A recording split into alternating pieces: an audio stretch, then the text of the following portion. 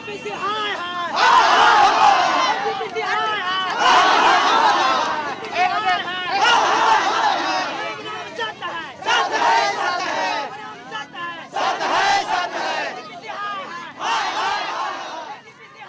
2004 से लगातार कर्णपुरा बचाओ संघर्ष समिति के बैनर तले लगातार लड़ाइयाँ लड़ाई जा रही है।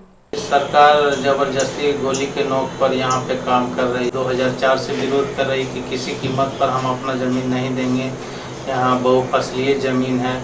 तो कंपनी बोलती है ये सरकार का ज़मीन है, जबकि हम लोग बोल रहे हैं कि वन अधिकार अधिनियम के तहत सभी लोगों को सामूहिकता पट्टा देने की थी, व्यक्तिगत पट्टा देने की थी, वो नहीं देकर ये सारा ज़मीन हड़पने का काम कर रहा है। एनटीपीसी और उसके साथ जो त्रिवेणी कंपनी है, जिसको कि एनटीपीसी ने एजेंसी दिया है, वो ज़बरदस्ती वहाँ पे खनन करना चाहती है।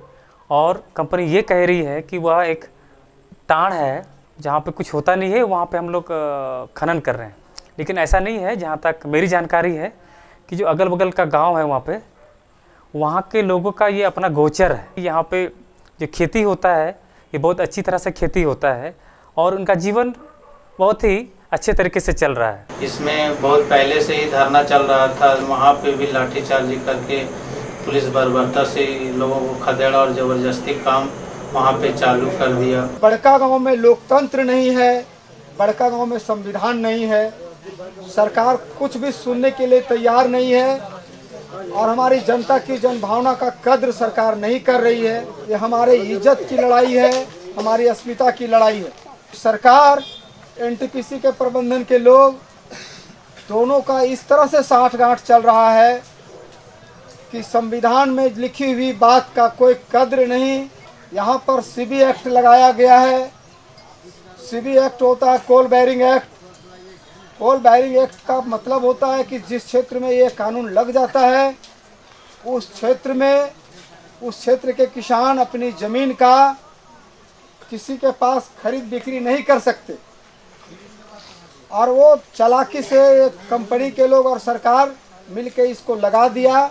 मेरा ज़मीन है, अच्छा, जायदाद है, इसमें हम खाते पीते बुढ़ा गए। मेरा नाती पोता कहाँ जाएगा? अगर अथी ले लेगा ईटीपीसी तो हम कहाँ जाएंगे? हम इतना बड़ा गाड़ी घोड़ा हम नहीं देखने चाहते हैं, हम नहीं देने चाहते। हम लोग बाल बच्चा कहाँ जाएगा? इतने जीते खाते हैं हम लोग कहीं कमाने नहीं जाने सकते हैं। हम लोग यहीं धान पैदा करते हैं और खाते पीते हैं। हमारा ज़मीन में आकर के और उन्होंने खनन प्रक्रिया चालू कर दिया है बिना ग्राम सभा का, बिना कंसेप्ट का। इसलिए हम लोग ये धरना दिए हुए हैं कि हमें खदान नहीं चाहिए, हम लोग कंपनी के ज़मीन देना नहीं चाहते। अच्छा, क्योंकि यह ज़मीन हमारा उपजाऊ है, 3 फसलीय ज़मीन है, हम लोग इसी से जीविका पालन करते हैं।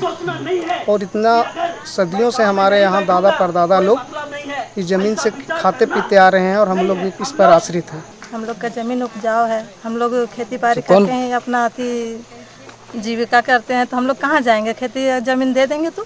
जो 17 तारीख को पुलिस ने आकर के और बेरहमी से महिला पुरुष सबको मारा है और घर में घुस कर मारा है। कंपनी ने उन लोगों को दारू और मुर्गा खिला करके और हम लोग के साथ मारपीट करने के लिए साजिश के तहत मारा गया। इतना बर्बरता पूर्वक से मारा गया, पीटा गया और वहीं से लेकर के आंदोलन और तेज हो गया है। 15 तारीख रात से लेकर के वो लोग अनिश्चितकालीन कफन सत्याग्रह चलाएंगे। ये धरना तो आज बैठे हैं। अच्छा। 2 बजे रात से, ठीक है, 2 बजे रात से हम लोग आए हैं और इस धरना पे बैठे हैं। कर्णपुरा क्षेत्र को अगर आप देखेंगे तो 2 तरफ माइनिंग हो रहा है। एक तरफ कर्णपुरा घाटी में, एक तरफ उरीमारी प्रोजेक्ट, दूसरा तरफ अशोका प्रोजेक्ट जो राष्ट्रीय हित के नाम पर सीसीएल काम कर रही है और कोयला निकाल रहा है।